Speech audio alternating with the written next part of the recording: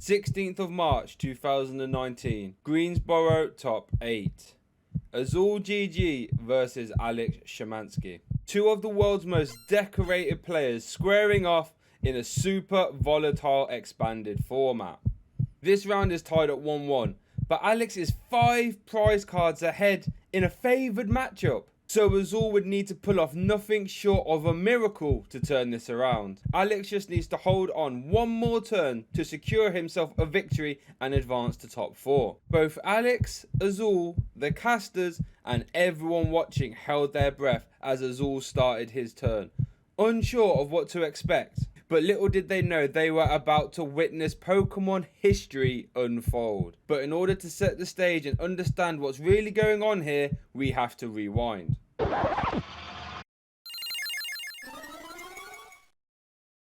19th of January 2019, Dallas, Texas.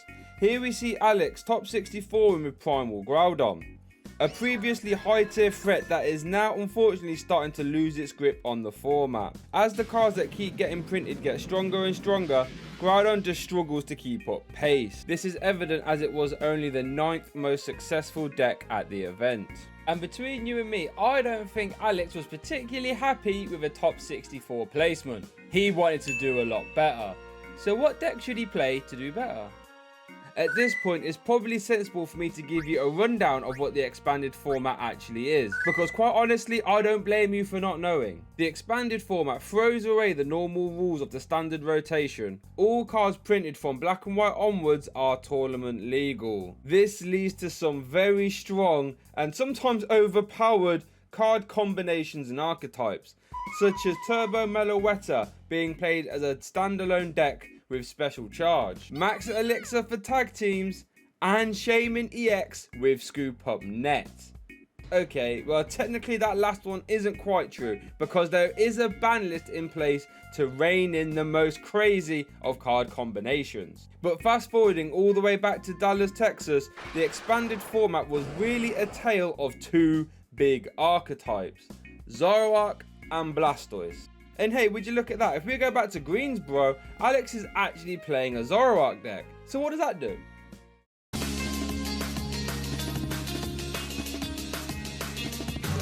If we was to rewind a little bit further back, we will see Robin Schultz winning the 2018 World Championships with Zoroark. The exact same archetype Alex is playing right now.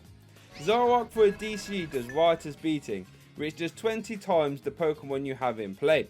While this doesn't sound too crazy, bear in mind this was a very reliable 2-shot that when paired with Zoroark's ridiculous ability trade, which lets you discard a card from your hand to draw 2, you have a deadly deck engine capable of having a bevy of different attackers or partners, such as Lycanroc to have Gust on an evolution and a high damage GX attack, Gardevoir to help control matchups, and Golisopod, another deadly 1-energy attacker that suits the Zoroark playstyle perfectly with insane Acerola and Guzma strategies. And if you were to fast forward back to Dallas, it was actually a Zoropod deck that won the event. But Alex isn't playing Zoropod, he's playing Zoroark. Zoroark is a deck that opts to remove alternative attackers in favor of ability lock via Garbotoxin, and ability lock is always super strong. But wait a minute, wouldn't Garbotoxin turn off your own trade? Well, yes, it would,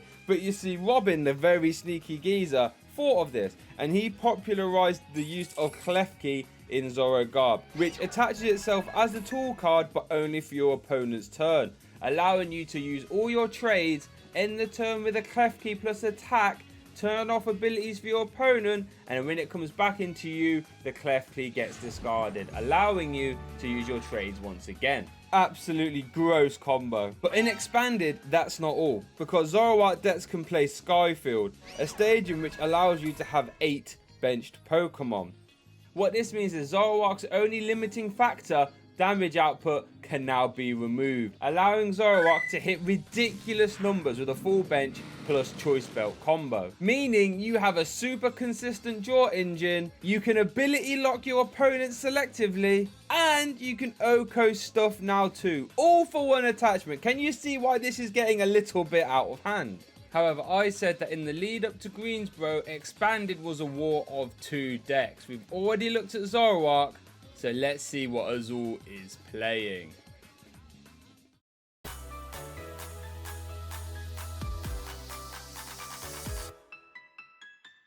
Blastoise was the glamorous, combo, flashy deck of the format, utilising Jacob Van Wagner's world champion deck idea of using Archie's ace in the hole to fling a Blastoise into play as early as turn 1 and then allowing you to pile in a ton of energy via Deluge.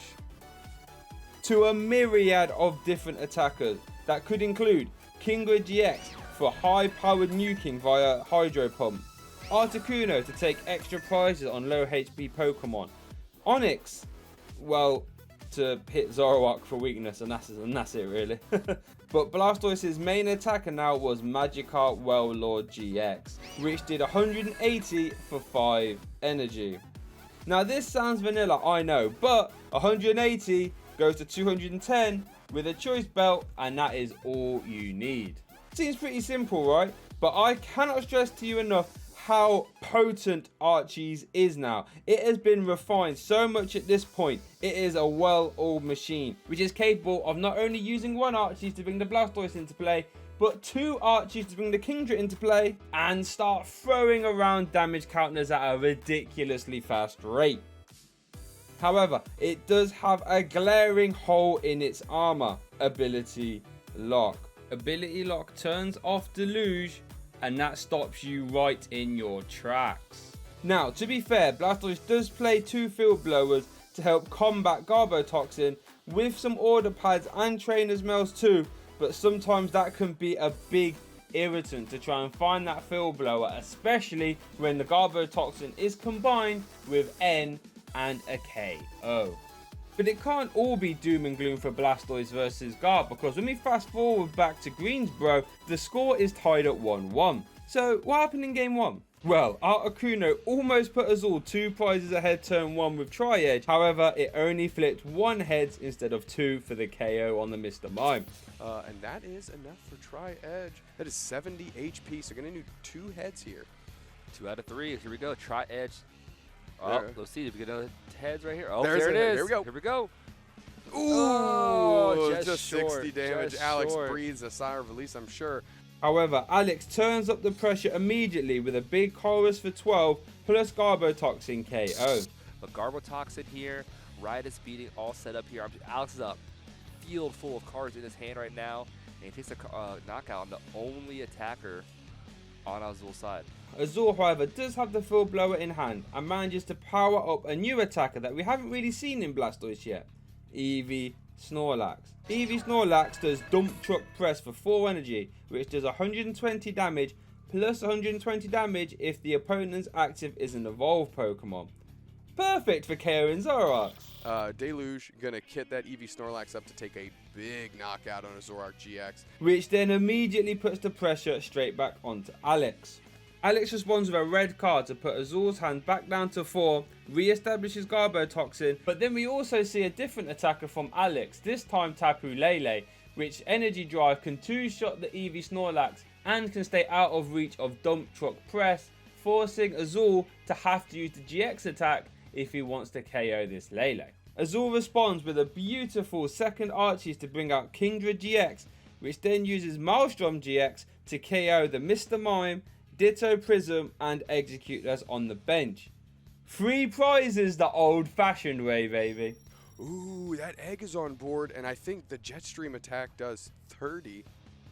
So that's a route, and the Mr. Mime. Yep. That could be a way to get it done. Yep, GX attack there, Maelstrom GX. I believe it does, what, 40 to each Pokemon to play? However, this does leave Azul with no energy on his board and very vulnerable to N, which Alex is quick to fire off combined with a riotous beating plus Garbotoxin combo. And Alex going to try and end Azul to one, a completely dead card, and use that the fact that he's going to have so many more resources to try and pull back into this game. Which kind of caught Azul out as all he can do was reverse thrust.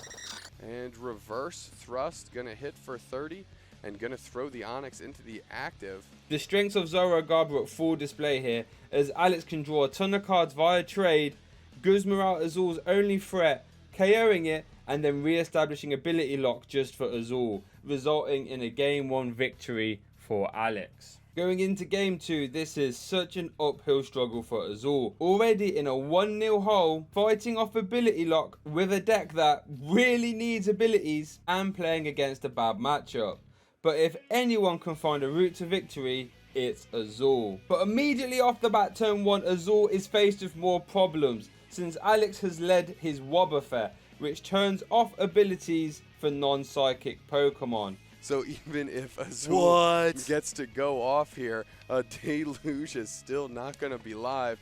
Preventing Blastoise and preventing Shaman EX, which should make it really hard for Azul to pull off an Archie's. But this is Azul we're talking about, and he turn 1 Archie's anyway and fires off a turn 1 Let Loose Marshadow, which was brutal, leaving Alex to start the game with a 4-card hand with a sub-optimal lead in the active.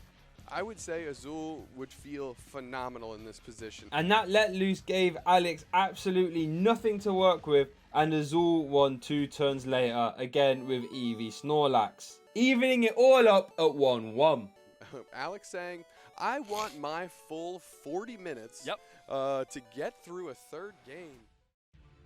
So going into game 3, whose turn is it to pop off and take this series home? Alex or Azul? Both incredibly great players, but only one can win this time. Let's find out. However, disaster for Azul. Blastoise was nowhere to be seen, and all he could do was throw up an Eevee Snorlax with a couple energy on and hope Alex couldn't do anything. Water energy and just a cheer up. Ooh. Oh, Alex has got to be feeling. Look, Alex like straighten up the GX marker.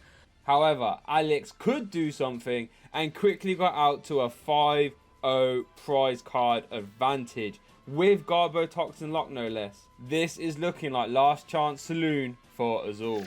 And good timing there, and the Guzma play. Oh man, Azul set himself for the Archie's next turn. 1 prize left, Oricorio on bench. A couple Pokemon in Azul's discard for sure. Here we are, back at the moment we started the video with, and it's looking super dire.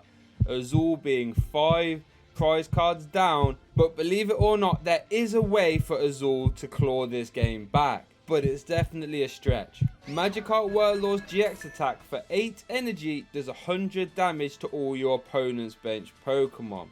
And as it stands right now, that would take exactly 6 prize cards by KOing Oricorio, Zoroark, Sudowoodo, Ditto Prism, Garbodor, and Baby Zoroark. However, this is a monumental task, requiring Azul to have not only a field blower immediately, but then Archie's ace in the hole too to get Blastoise into play, and then find 8 energy to attach to Wailord. Yes, this is a ridiculous ask, but it's Azul's only option, and he only has 1 turn to do this. This is literally the 4th and 10 Hail Mary pass. Last chance saloon for Azul. Let's see what happens next. A. Off the table, order pad. Keep on the table. He got the board. He got the head. He got the order pad. Piece of Pokemon history. Game coming through. Flip the GG GX. Towering Splash for the game. What? That's 6 What? prizes. Bro, 6 give me that. prizes. What? Heck What? yes. All right, www.gofundme.com/save Alex Shemansky.